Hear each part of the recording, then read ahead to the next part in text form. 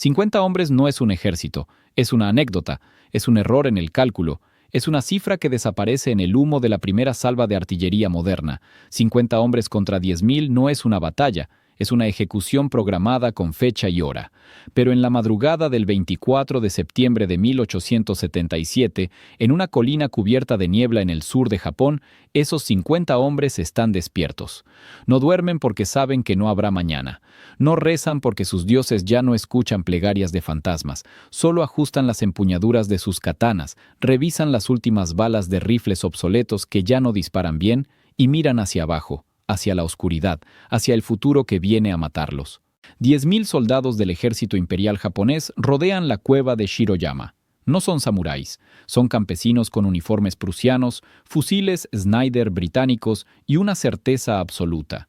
Están del lado de la historia, del progreso, de la modernidad, del emperador que decidió que el Japón feudal debía morir para que naciera una nación industrial, racional, imparable, y los 50 hombres en la colina son el último obstáculo, el último susurro de un mundo que agoniza.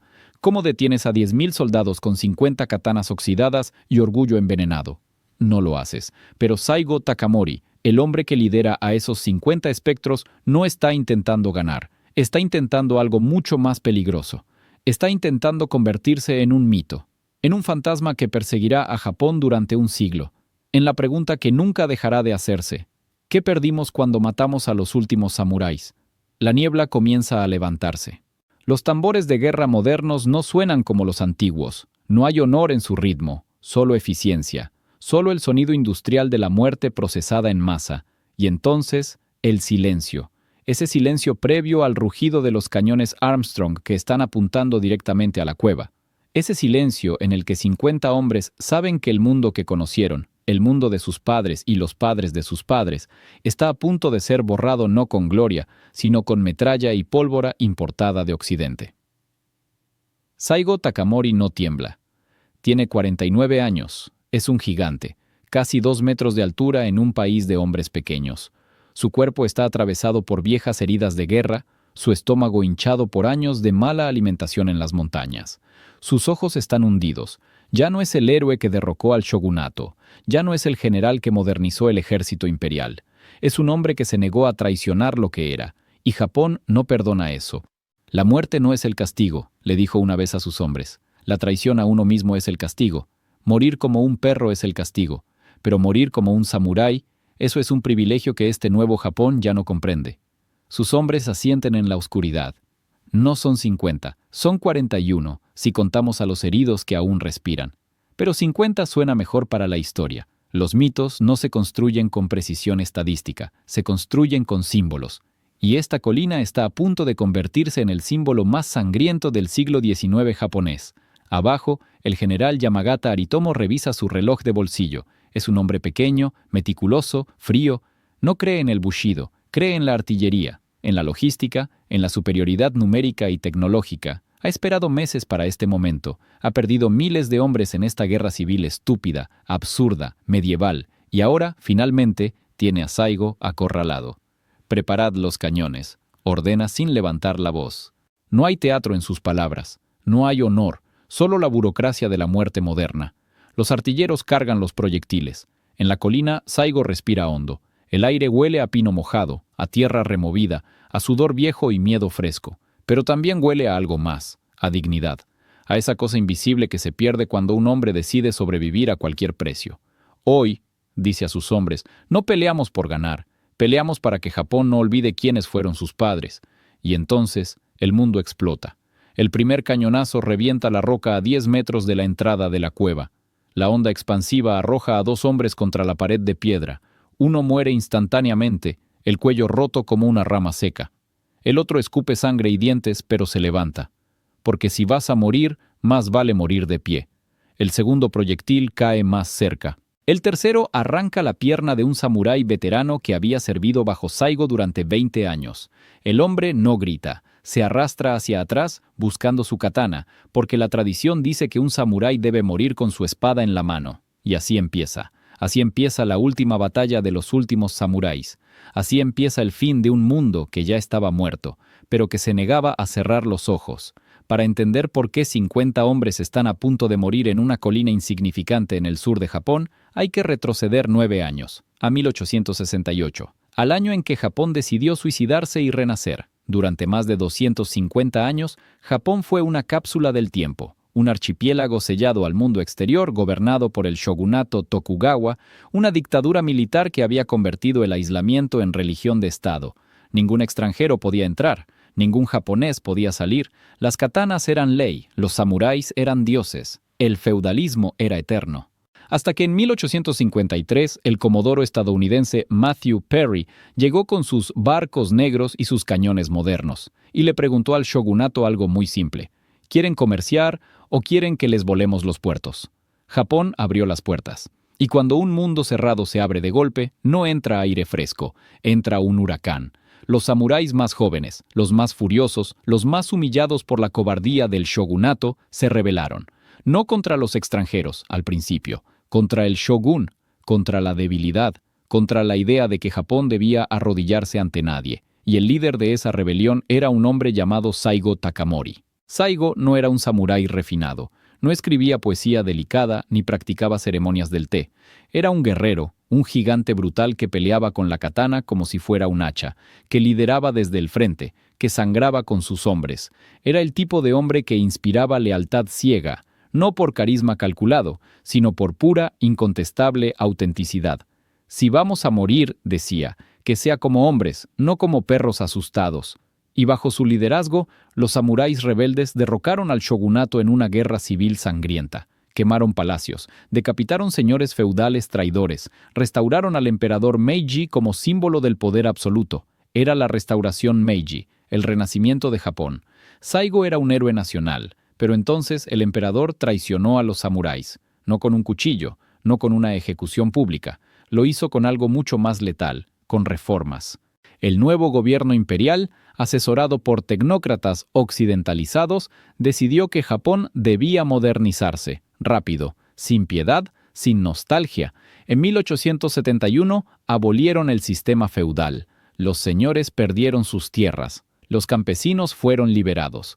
En 1873 prohibieron a los samuráis llevar sus espadas en público. La katana, el alma del guerrero, se convirtió en un objeto ilegal, un decorado, una reliquia. En 1876 eliminaron el estipendio que el gobierno pagaba a los samuráis. De golpe, cientos de miles de guerreros se quedaron sin ingresos, sin función, sin razón de existir. El mensaje era claro: fuisteis útiles para derrocar al shogunato, pero ahora sois obsoletos, adaptaos o morid. Saigo sintió la traición como un cuchillo en el estómago. Había peleado por el emperador, había sangrado por él, había matado por él. Y ahora el emperador le decía que su honor, su código, su identidad, eran basura medieval que debía ser desechada. No lo aceptó. Renunció al gobierno, volvió a su tierra natal, Satsuma, en el sur de Japón, y fundó una academia militar para samuráis desplazados, una escuela donde los jóvenes guerreros podían aprender las viejas artes, los viejos códigos, el viejo honor. Era un acto de resistencia silenciosa, pero el gobierno lo interpretó como algo mucho peor, como el embrión de una rebelión. Y no estaban equivocados. En enero de 1877, el gobierno imperial envió agentes secretos a Satsuma para espiar a Saigo. Los estudiantes de su academia los descubrieron, los torturaron, los mataron, y luego asaltaron un depósito de armas del gobierno. Ya no había vuelta atrás. Saigo no había planeado esta rebelión, pero sus estudiantes lo arrastraron a ella, y él, siendo quien era, no pudo decir que no, porque un samurái no abandona a sus hombres. Así empezó la rebelión de Satsuma, 40.000 samuráis contra el ejército imperial japonés, katanas contra rifles, honor contra modernidad, el pasado contra el futuro. Y todos sabían cómo terminaría. Pero Saigo decidió que si iban a perder, lo harían de tal manera que Japón jamás pudiera olvidarlos.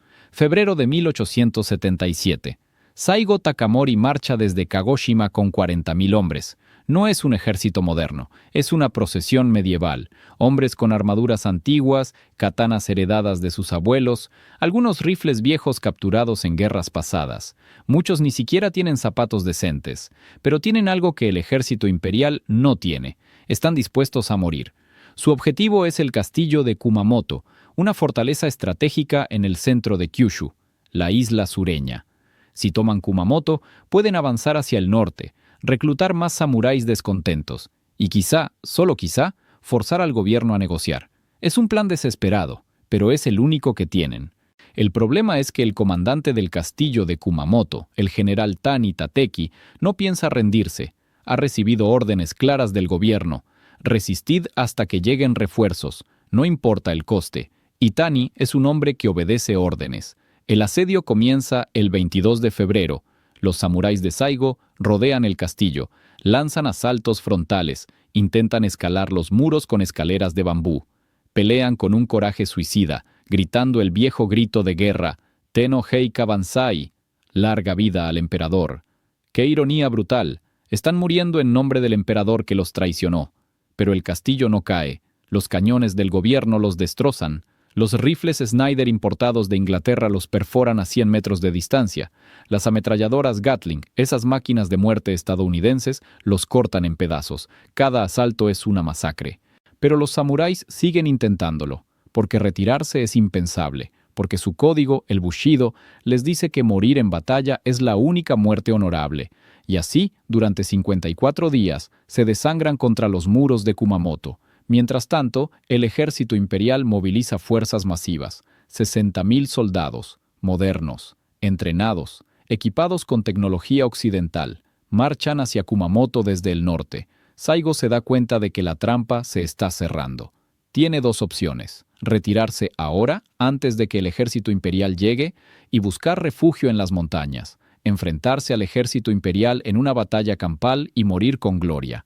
Elige la primera, no porque sea cobarde, sino porque sabe que si muere demasiado pronto, su rebelión será olvidada como un capricho, un berrinche de guerreros obsoletos. Necesita tiempo, necesita que el conflicto se alargue, necesita que el sufrimiento de sus hombres se convierta en leyenda. Así que ordena la retirada. Pero la retirada es casi peor que la derrota. El ejército imperial los persigue como lobos. Los bombardean desde colinas distantes, los acorralan en valles estrechos, los obligan a luchar en terrenos abiertos donde las katanas no sirven de nada y los rifles modernos son supremos. Poco a poco, el ejército de Saigo se desintegra. 10.000 muertos en el primer mes. Otros 10.000 desertores que vuelven a sus pueblos, convencidos de que esta guerra es un suicidio. Para agosto, solo le quedan 500 hombres, y el gobierno imperial decide que ya es hora de terminar esto. Envían al general Yamagata Aritomo, uno de los arquitectos de la modernización militar de Japón, un hombre sin romance en el alma, un hombre que ve la guerra como un problema de ingeniería. «Rodeadlos», ordena. «Cortad sus suministros, dejadles morir de hambre si es necesario, pero no les deis una batalla épica, no les deis la gloria que buscan». Es una estrategia perfecta, y Saigo lo sabe. Por eso, en septiembre de 1877, cuando solo le quedan 50 hombres, decide hacer algo extraordinario. Decide dejar de huir. Decide volver a su tierra natal, Kagoshima, a la cueva de Shiroyama, donde jugaba de niño, donde aprendió a sostener una katana por primera vez. Decide morir en casa, pero no en silencio. Shiroyama no es un castillo. Es una cueva en una colina boscosa, a las afueras de Kagoshima, un lugar olvidado, un refugio de animales salvajes y recuerdos infantiles. Pero para Saigo es perfecto, porque no está buscando una fortaleza, está buscando un escenario. A principios de septiembre llega con sus 50 hombres. Están destrozados, hambrientos, muchos heridos, algunos sin municiones, otros sin katanas funcionales, pero están vivos, y eso es suficiente. Yamagata, al mando de 10.000 soldados, rodea la colina en cuestión de días. No hay escape, no hay refuerzos, no hay milagros tácticos posibles. Es un asedio, pero no del tipo medieval. No hay arietes ni torres de asalto, solo una espera fría, calculada. «Dejadles pudrirse ahí arriba», dice Yamagata a sus oficiales. «Cuando se les acabe el agua, bajarán». Pero pasan los días, y Saigo no baja, porque él y sus hombres ya no beben agua del río. Beben lluvia atrapada en hojas, comen raíces, mastican corteza de árbol. No es sostenible, pero tampoco necesita serlo, porque Saigo no está esperando una oportunidad para escapar. Está esperando el momento perfecto para morir. Dentro de la cueva sus hombres están en silencio. Algunos escriben cartas finales que saben que nadie leerá. Otros afilan sus katanas por última vez. Uno de ellos, un joven de 19 años llamado Kirino, tiembla. No de miedo, sino de emoción. «Sensei», le pregunta a Saigo, «¿cree que nos recordarán?» Saigo sonríe. Es una sonrisa triste, pero no amarga. «Nos recordarán», responde, «no porque fuimos fuertes, ni porque fuimos sabios, sino porque nos negamos a convertirnos en otra cosa». Kirino asiente. Esa noche Saigo convoca a sus hombres. Hace un discurso breve. No hay poesía, no hay filosofía compleja, solo esto. Mañana bajaremos. Atacaremos el campamento enemigo al amanecer, no con la esperanza de ganar, sino con la certeza de que nuestra muerte dirá algo que nuestras vidas ya no pueden decir. Los hombres no responden, no hace falta. En la base de la colina, Yamagata recibe un informe de sus exploradores. Los rebeldes están preparando armas. Creemos que intentarán una salida. Yamagata suspira. No quería esto. Quería una rendición silenciosa, una ejecución burocrática, un final limpio, pero Saigo no le dará ese regalo. «Preparad las trincheras», ordena. «Doble vigilancia esta noche, y que los artilleros estén listos al amanecer». Esa noche, ninguno de los dos bandos duerme. En la colina, los 50 samuráis rezan a dioses que dejaron de escuchar hace siglos. En el valle, 10.000 soldados revisan sus rifles y se preguntan qué se siente matar a un fantasma. Porque eso es lo que Saigo y sus hombres ya son, fantasmas. Fantasmas de un Japón que dejó de existir. Fantasmas que insisten en caminar, en sangrar, en gritar, solo una vez más. Y cuando amanezca, el mundo entero verá qué pasa cuando le disparas a un fantasma. 24 de septiembre de 1877. 4:47 de la madrugada. La niebla es tan espesa que parece sólida. Los soldados del ejército imperial, atrincherados en el valle, ven sombras moviéndose entre los árboles. O quizá es solo el viento. O quizá son ellos, los 50. Un centinela enciende un cigarrillo. Sus manos tiemblan, no por frío, por algo peor, por esa sensación primitiva, instintiva, de que algo está a punto de romperse, como el aire antes de un terremoto. ¿Los oyes?, le pregunta a su compañero. ¿Oír qué? Nada, ese es el problema. No hay pájaros, no hay insectos. Es como si el bosque estuviera conteniendo la respiración. Y entonces el silencio explota. Tenno Heika Banzai. El grito viene de todas partes a la vez, de la niebla, de los árboles, del infierno. 50 hombres cargan colina abajo como una avalancha de furia y acero. No es una formación, es un caos controlado. Algunos llevan katanas, otros rifles sin balas que usan como garrotes.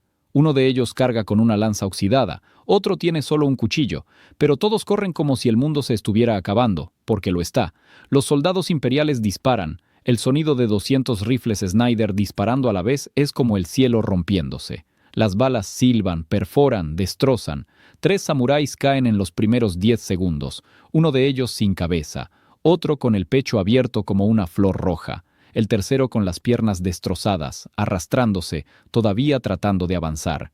Pero el resto sigue corriendo, porque detenerse es morir lentamente, y morir lentamente es la única muerte que el Bushido no perdona. Llegan a las trincheras, y entonces comienza la carnicería real.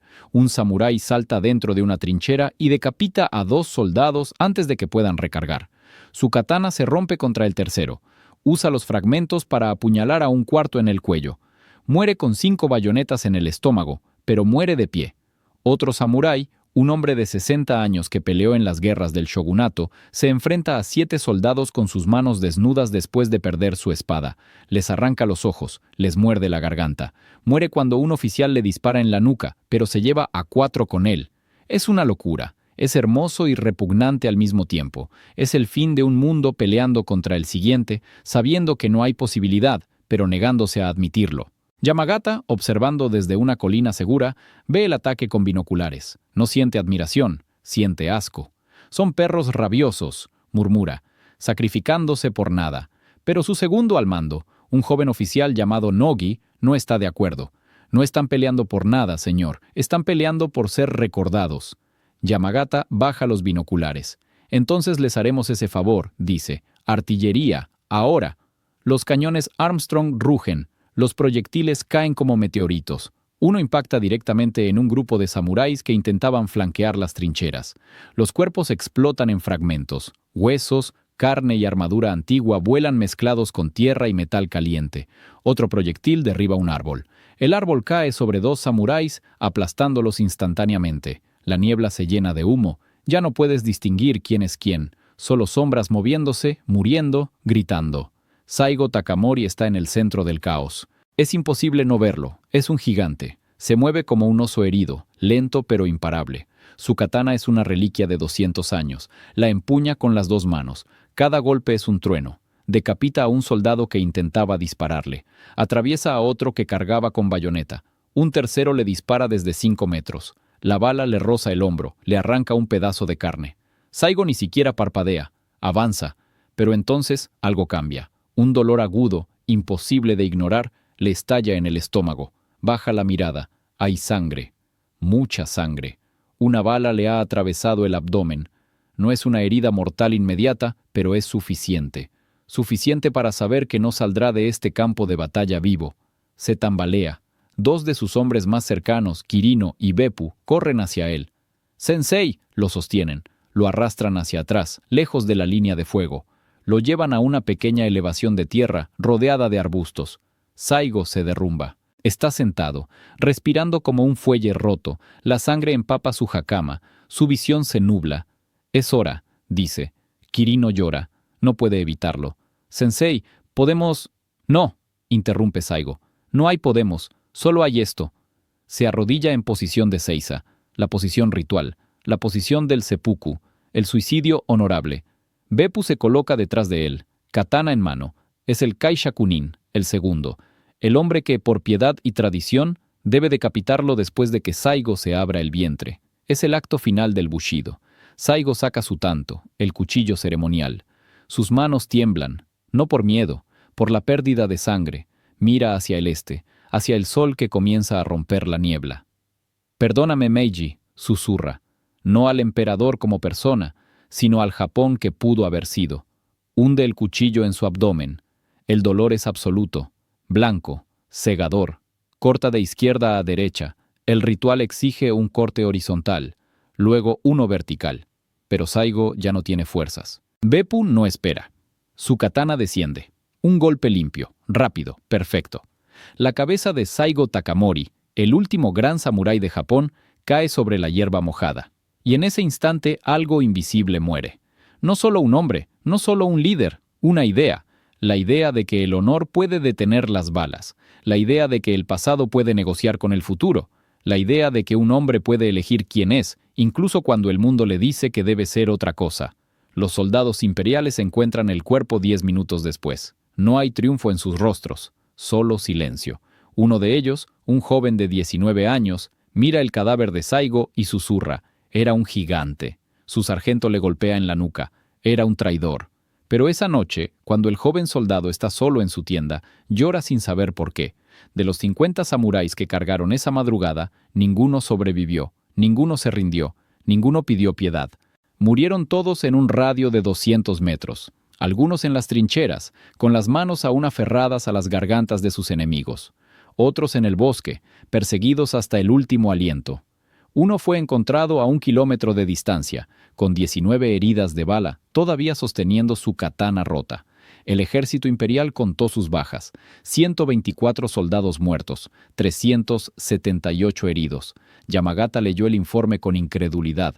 ¿50 hombres hicieron esto? Nadie respondió, porque la respuesta era demasiado incómoda. Sí, 50 hombres obsoletos, hambrientos, derrotados, causaron más bajas que regimientos enteros durante el resto de la rebelión, no porque fueran mejores guerreros, sino porque ya no tenían nada que perder. Y un hombre sin miedo es la criatura más peligrosa del universo. El gobierno imperial ordenó que el cuerpo de Saigo fuera tratado con respeto. No quisieron cometer el error de profanarlo. Sabían que los mártires muertos son más peligrosos que los rebeldes vivos. Pero tampoco le dieron un funeral de estado. Lo enterraron en silencio, en una tumba sin nombre, en un cementerio olvidado, como si pudieran borrar su memoria enterrando su carne. ¡Qué ingenuos! En las semanas siguientes, el gobierno imperial declaró la victoria total. La rebelión de Satsuma había sido aplastada. Los últimos samuráis eliminados. El Japón moderno asegurado. Celebraron con desfiles militares, con discursos sobre el progreso, con medallas para los generales. Pero en los pueblos, en las tabernas, en los campos de arroz, la gente hablaba de otra cosa. Hablaban de Saigo, de cómo había muerto, de cómo 50 hombres habían enfrentado a 10.000, de cómo el último samurái había elegido el seppuku antes que la rendición. Y sin que el gobierno pudiera controlarlo, Saigo se convirtió en leyenda, no inmediatamente, no con estatuas ni monumentos, sino con algo más peligroso, con susurros. Dicen que Saigo no murió, que escapó a las montañas y volverá cuando Japón lo necesite. Dicen que su espíritu vaga por Shiroyama, buscando a los que traicionaron el Bushido. Dicen que el emperador llora en secreto, porque sabe que mató al último hombre que de verdad lo amaba.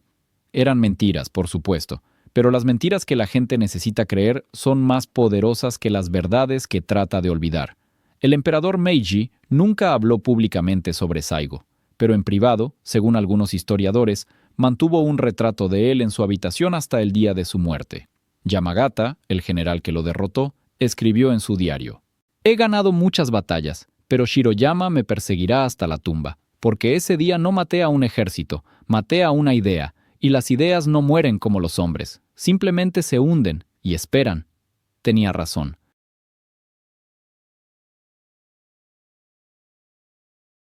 Porque en las décadas siguientes Japón se convirtió en una potencia industrial, en un imperio militar, en una nación que conquistó Corea, que humilló a China, que derrotó a Rusia en 1905. Se convirtió en todo lo que el gobierno Meiji soñó, pero perdió algo en el camino, perdió el alma, y la gente lo sabía. Por eso, cuando los soldados japoneses marchaban hacia la guerra en el siglo XX, no gritaban «por el progreso» ni «por la modernidad», gritaban «Tenno Heika Banzai», el mismo grito que Saigo y sus hombres gritaron en Shiroyama, porque Japón había matado a los samuráis, pero no podía matar la nostalgia por lo que representaban: honor, lealtad, sacrificio, identidad. Y esa nostalgia, envenenada, torcida, malinterpretada, alimentaría los horrores del Japón imperial del siglo XX. Pero esa es otra historia, una historia de cómo los fantasmas que niegas se convierten en demonios que te devoran. Shiroyama no fue solo una batalla, fue una pregunta. Una pregunta que Japón lleva haciéndose desde 1877. ¿Qué somos sin nuestro pasado? El gobierno Meiji respondió con claridad: somos modernos, somos eficientes, somos poderosos. El pasado es un cadáver que nos impide correr. Y en términos prácticos tenían razón. En las décadas después de Shiroyama, Japón se transformó a una velocidad que dejó al mundo boquiabierto. Construyó ferrocarriles, fábricas, astilleros. Creó un ejército con tecnología occidental y disciplina prusiana. En 1905, derrotó a Rusia, una potencia europea, en una guerra que nadie creía que podía ganar. Japón demostró que podía aprender, adaptarse, competir, y en el proceso demostró que Saigo estaba equivocado. ¿O no? Porque mientras Japón crecía en poder, algo se pudría por dentro. El Bushido no desapareció, se transformó. El gobierno imperial, consciente de que necesitaba cohesión nacional y sacrificio de masas, tomó el código samurái y lo convirtió en propaganda estatal. Lo simplificó, lo vació de filosofía y lo llenó de fanatismo. El verdadero Bushido era complejo. Hablaba de lealtad, sí, pero también de compasión, de justicia, de autorreflexión. Un samurái debía ser un guerrero, pero también un poeta, un filósofo, un ser humano completo. Pero el Bushido estatal que enseñaron en las escuelas japonesas desde 1890 hasta 1945 era otra cosa. Muere por el emperador. No te rindas jamás. La muerte es preferible a la deshonra. Eso es todo. No filosofía, no humanidad, solo obediencia suicida. Y esa versión distorsionada del Bushido alimentó los horrores del Japón imperial, las masacres en Nankín, los kamikazes, la negativa a rendirse incluso cuando la derrota era inevitable, el tratamiento inhumano de prisioneros de guerra. Los soldados japoneses en la Segunda Guerra Mundial creían que estaban honrando el legado de Saigo, pero Saigo nunca habría aprobado eso, porque él no murió por obediencia ciega, murió porque se negó a traicionar quién era. Hay una diferencia enorme, pero es una diferencia que se perdió en la traducción. Después de 1945, cuando Japón fue derrotado y ocupado por Estados Unidos, el país tuvo que enfrentarse de nuevo a la pregunta: ¿qué somos? Y esta vez, la respuesta fue diferente. Japón renunció a la guerra, se convirtió en una democracia pacifista, construyó una economía basada en innovación, no en conquista, y en ese proceso Saigo volvió a cambiar. Dejó de ser el símbolo del militarismo y se convirtió en otra cosa, en el símbolo de la autenticidad, del hombre que no se vendió, del hombre que, en un mundo de compromisos y traiciones, eligió ser fiel a sí mismo hasta el final. Hoy, en Tokio, hay una estatua de Saigo Takamori en el parque de Ueno. Es enorme, es imponente, pero no lleva armadura, lleva un kimono simple, está paseando a su perro, es la imagen del samurái en paz. Y cada día, miles de japoneses pasan frente a esa estatua. Algunos la miran con nostalgia, otros con curiosidad.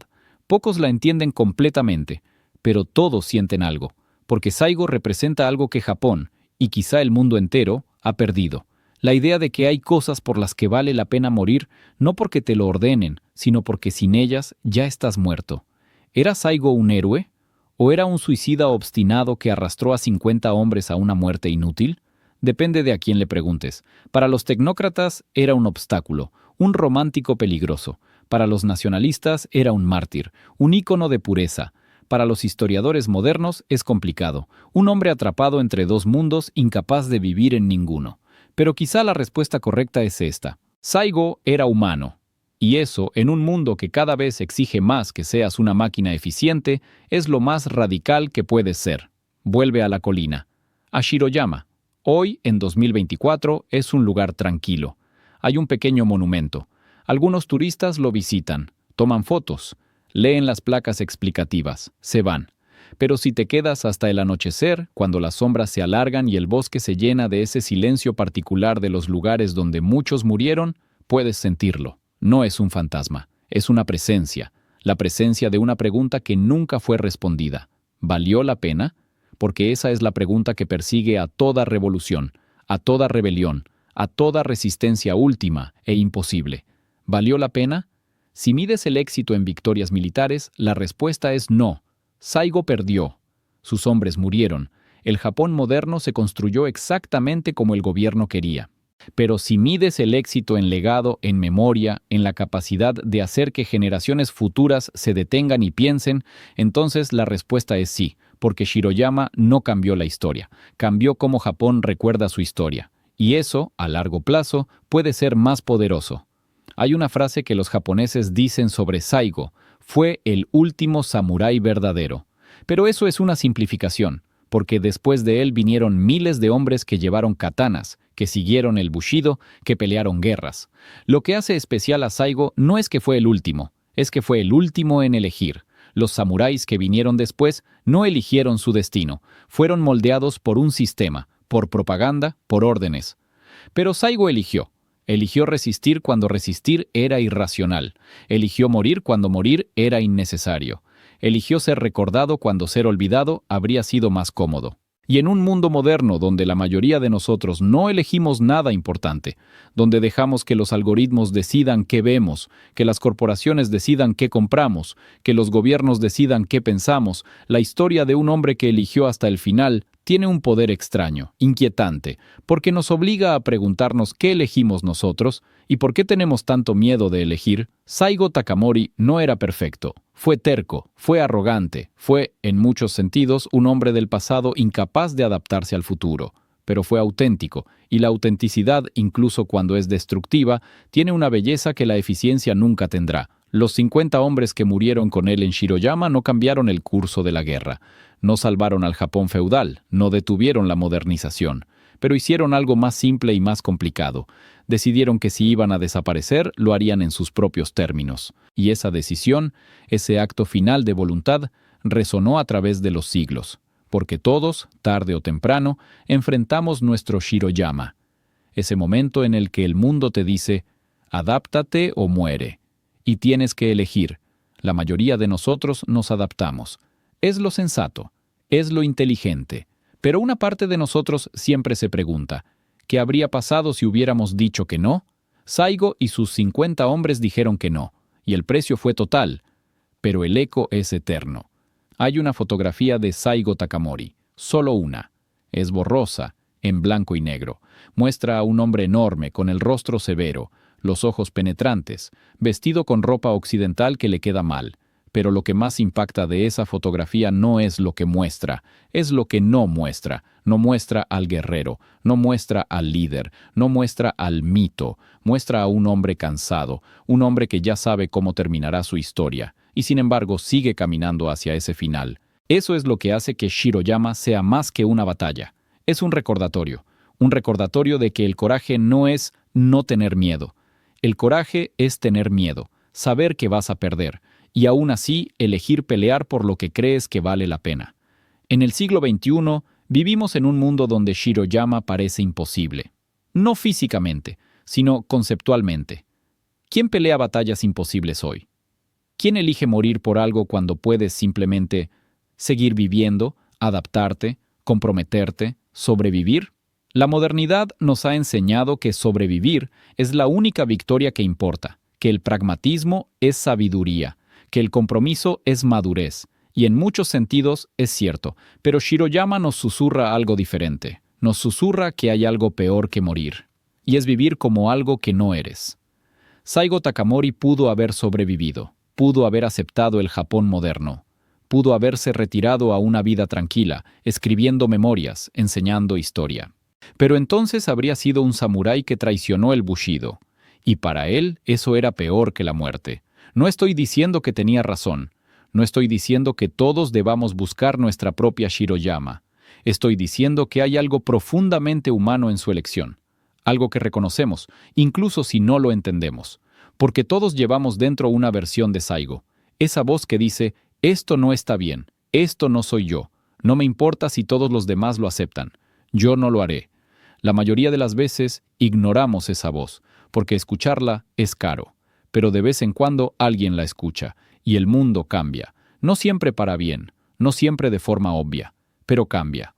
Rosa Parks no se levantó del asiento del autobús. Tankman se paró frente a los tanques en Tiananmen. Mohamed Bouazizi se prendió fuego en Túnez y desató la primavera árabe. No eran samuráis, no tenían katanas, pero tuvieron su Shiroyama. Su momento de decir, hasta aquí, no más, prefiero morir siendo yo que vivir siendo otra cosa. Y algunos murieron, y otros sobrevivieron pero quedaron destrozados. Y quizás sus acciones no cambiaron todo lo que esperaban cambiar, pero cambiaron algo. Porque un acto de autenticidad absoluta tiene un poder que la estrategia no puede calcular. Tiene el poder de hacer que la gente recuerde que puede elegir. Y esa es la lección final de Shiroyama. No que debemos buscar muertes gloriosas, no que debemos resistir lo inevitable, sino que debemos recordar que somos algo más que engranajes en una máquina, que podemos elegir, que incluso cuando las opciones son terribles, sigue siendo nuestra elección, y que a veces la única forma de ganar es perder con dignidad. El viento sopla sobre la colina de Shiroyama. No hay sangre, no hay cuerpos, no hay gritos, solo el susurro de las hojas, solo el canto distante de las cigarras, solo el peso invisible de todo lo que pasó aquí. 50 hombres murieron en esta colina, pero ¿cuántos nacieron? Porque cada persona que visita este lugar, cada persona que escucha esta historia, cada persona que se pregunta qué habría hecho en esa situación, lleva consigo una versión de esos 50 hombres. Los lleva en sus dudas, en sus miedos, en sus momentos de rebeldía silenciosa contra un mundo que exige conformidad. Saigo Takamori perdió la guerra, pero ganó algo más grande, ganó la memoria. Y la memoria, cuando es lo suficientemente poderosa, es una forma de inmortalidad.